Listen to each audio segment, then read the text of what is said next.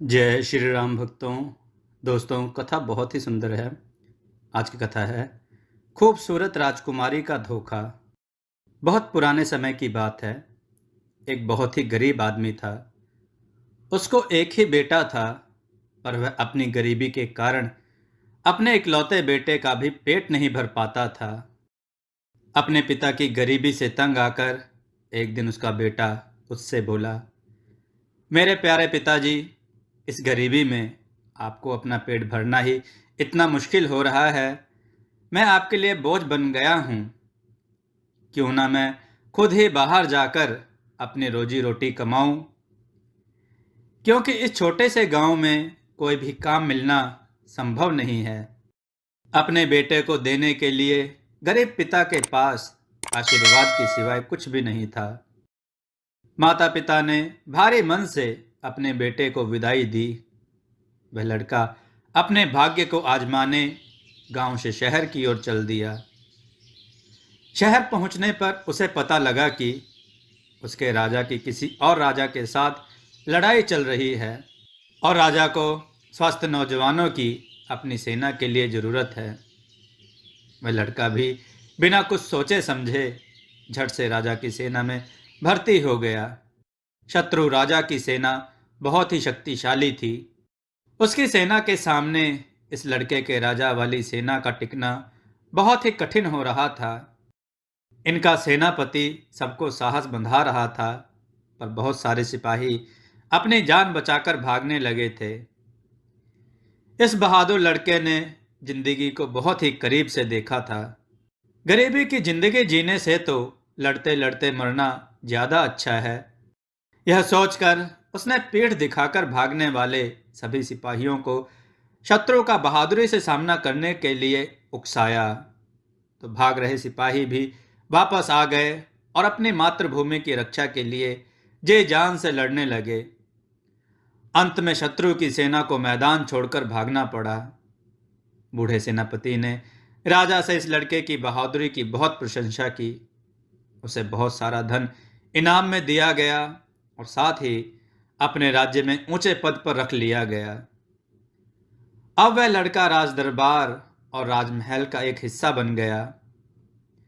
राजा को एक बेटी थी जो बहुत ही सुंदर थी, पर अभी तक उसे उसकी पसंद का कोई भी युवक नहीं मिला था, क्योंकि उसने कसम खाई थी कि वह उसी युवक से शादी करेगी जो उसे इतना अधिक प्यार करेगा कि उसके मरने पर उसके साथ चिता पर जल जाए।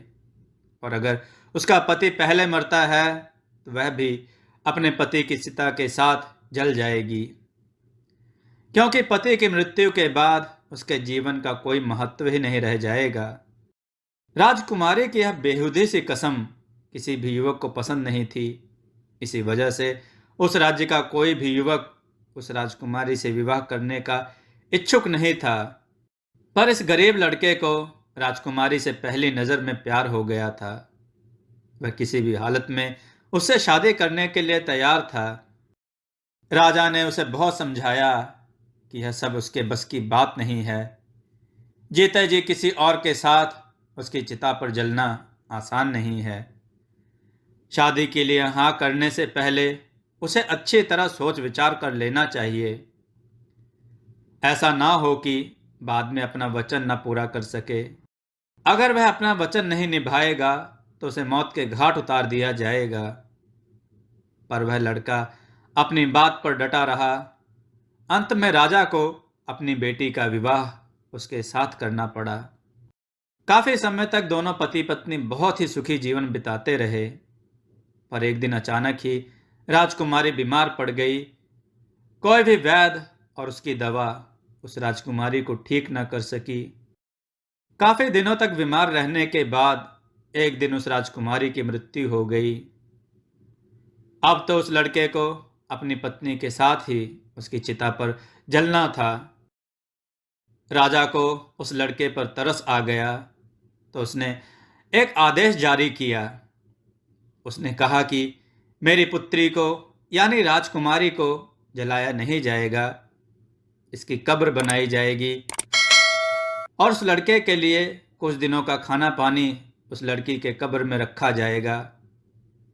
राजा ने उस लड़के के लिए अपनी पुत्री के साथ खाना पानी रखवा दिया। बेचारा लड़का उस भोजन में बहुत ही कम भोजन करता, जिससे वह कुछ लंबे समय तक जीवित रह सके, क्योंकि जीते जी मरना उतना आसान नहीं था जितना उसने सोचा था। पर अब इस कब्र में घुट घुट कर मरने के अलावा उसके पास कोई और रास्ता नहीं था। बाहर निकलने पर राजा के सिपाहियों को उसे जान से मार देना था। धीरे धीरे उसका भोजन और पानी भी खत्म होने लगा। अब वह अपनी मौत का इंतजार करने लगा। तभी एक दिन उस कब्र में एक बड़ा काला सांप घुस गया। लड़के ने अपनी तलवार से उसके 3 टुकड़े कर दिए। अगले दिन एक और सांप उस कब्र में घुसा, पर पहले वाले सांप को मरा देखकर एकदम ही वह वापस चला गया। फिर थोड़ी देर बाद वह सांप अपने मुंह में एक बूटी लेकर फिर कब्र में आया और उस बूटी को मरे हुए सांप के फन पर रख दिया। तो वह सांप फिर से जीवित हो गया और उसके देखते देखते दोनों सांप कब्र से बाहर गायब हो गए। पर वह अपनी बूटी वहीं छोड़ गए थे। लड़के ने सोचा कि क्यों ना मैं इस बूटी को अपनी पत्नी के मुंह पर रखूं, शायद वह इससे जिंदा हो जाए। उसने वह बूटी उठाई, अपनी पत्नी के मुंह पर रखा। थोड़ी ही देर बाद उसकी मृतक पत्नी जीवित हो गई और अपने पति को अपने पास देखकर बहुत हैरान हुई। उसके पति ने उसे कब्र से बाहर निकाल लिया। राजकुमारी ने कब्र का दरवाजा खटखटाया तो सिपाहियों ने राजा को इसकी सूचना दी। राजा ने खुद आकर उस कब्र का दरवाजा खुलवाया और अपनी लड़की को फिर से जीवित देखकर बहुत हैरान हुआ। उस लड़के ने सिवाय अपने विश्वसनीय नौकर के किसी और को भी सांपों की बूटी के बारे में नहीं बताया। उसने वह बूटी अपने उस नौकर को संभाल कर रखने के लिए दे दी, यह सोचकर कि कब इस बूटी की जरूरत पड़ जाए। उस विश्वसनीय नौकर ने भी उस बूटी को संभाल कर रख दिया।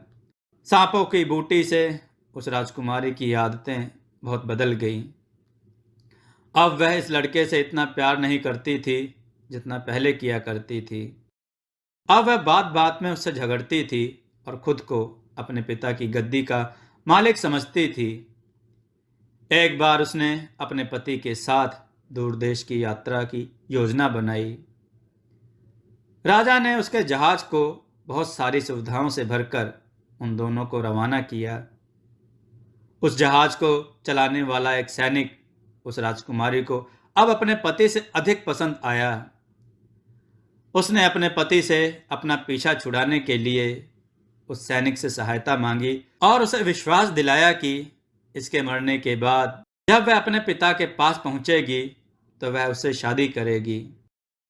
सैनिक को भी इसमें अपना फायदा नजर आया तो वह इस बात के लिए तैयार हो गया। एक रात को जब उसका पति सोया हुआ था तो राजकुमारी और जहाज के सैनिक ने उसे उठाकर समुद्र में फेंक दिया। यह सारी घटना उसका विश्वसनीय सेवक देख रहा था।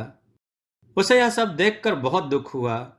तभी उसे सांपों की बूटी की याद आई जो उसने एक डिब्बी में रखी हुई थी। वह चुपचाप उस जहाज से निकला तथा आपातकाल के समय इस्तेमाल होने वाली एक नाव निकाली और उसे बचाने के लिए चल पड़ा।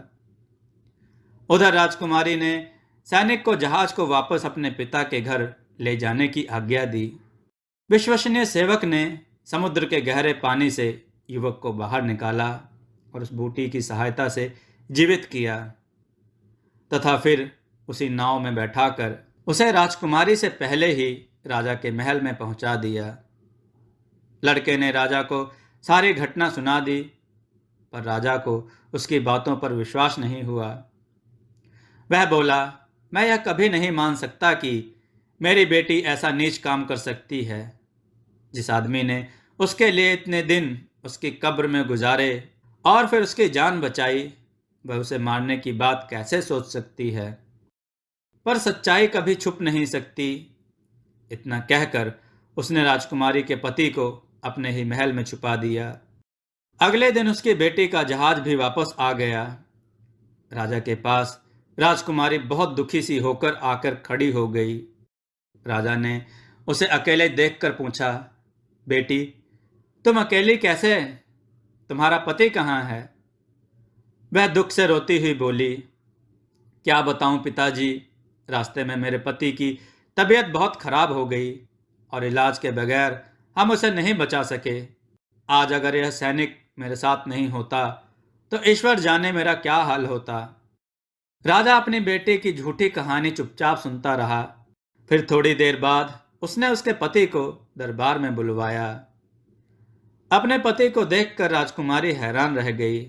उसे तो जैसे सांप सूंघ गया। वह अपने पिता से अपने झूठ के लिए माफी मांगने लगी, पर पिता ने अपने सीधे साधे और सच्चे पति को धोखा देने के लिए अपनी बेटी को क्षमा नहीं किया। अगर कोई और उसके राज्य में ऐसा काम करता तो वह उसे जान से मरवा डालता, पर वह उसकी अपनी बेटी है, इसलिए उसने उसे एक टूटी नाव में उस सैनिक के साथ समुद्र में भिजवा दिया। राजकुमारी के रोने धोने पर राजा ने कोई ध्यान नहीं दिया और उन दोनों को मरने के लिए छोड़ दिया। दोस्तों, आपको यह कथा कैसी लगी? अपने विचार और सुझाव कमेंट में जरूर दें। हमारी कथाओं को लाइक करें, हमारे चैनल को सब्सक्राइब करना न भूलें। हमारी कथाओं को शेयर जरूर करें जिससे लोगों को अच्छा ज्ञान प्राप्त हो। जय श्री राम भक्तों।